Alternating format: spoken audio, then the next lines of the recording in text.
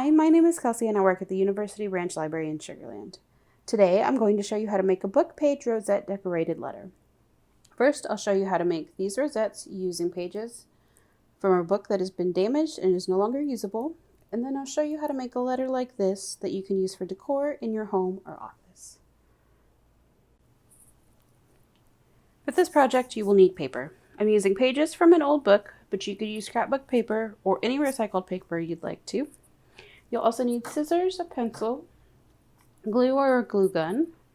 You'll need something to make circles, either a compass or something to trace like a CD or a roll of tape.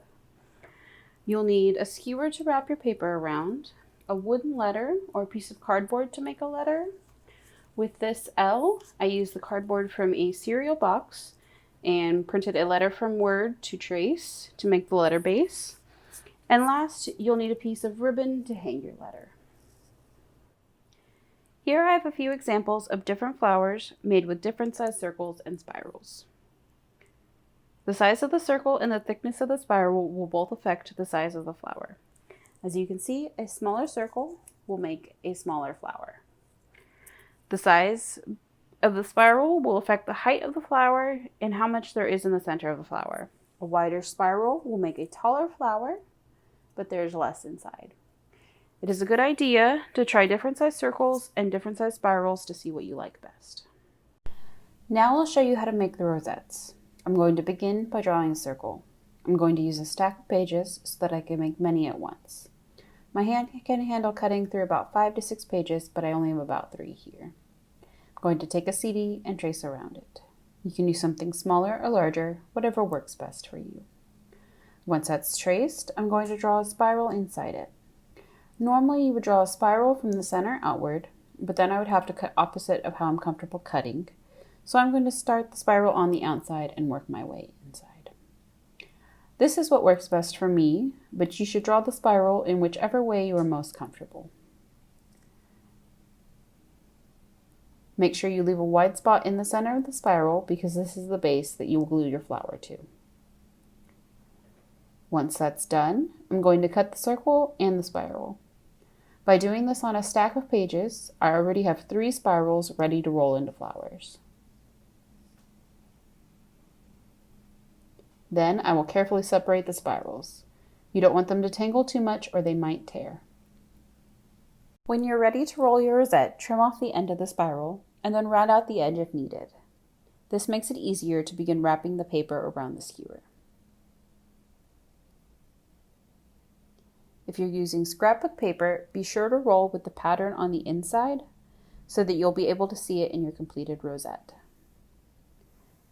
Now I'll carefully begin wrapping the paper around the skewer for the first few turns just to get it started. Then I'll remove the skewer and continue rolling the spiral. You want the inside of the spiral to line up on the bottom. Roll the spiral tightly. Hold the center firmly, but hold the top and the bottom lightly so the top of the flower does not get too squished. As I roll the spiral and I try to keep the bottom lined up, the top of the spiral will begin to fan out a little. I'm going to continue rolling until I get to the center.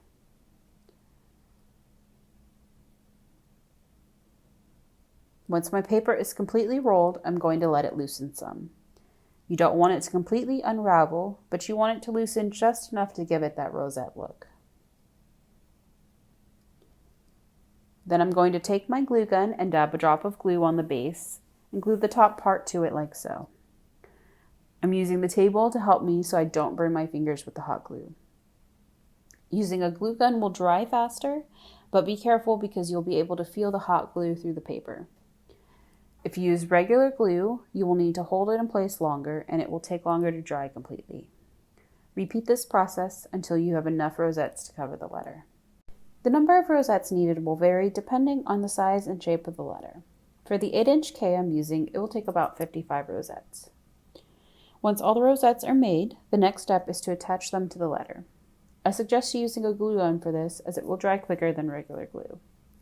I've painted my letter to give it a more finished look since the sides will probably show and just in case any spaces between show. Before I glue the rosettes in place, I'm going to flip my letter over and glue the ribbon that it will hang from in its place. I'll let the glue dry a bit, and then I'll flip it back over to glue the rosettes on. I can easily put 2 across this space, but I want to try to keep any of the letters from showing, so I'm going to fit 3 across. These are paper, so they will squish together okay. Just carefully dab a bit of glue on the letter or the rosette and hold the rosette in place for a bit before moving on to the next one. I found that it worked best to put the glue on the rosette and then put it in its place.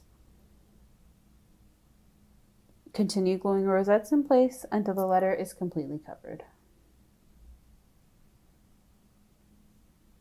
If you've enjoyed this craft, check out our channel for more fun ideas.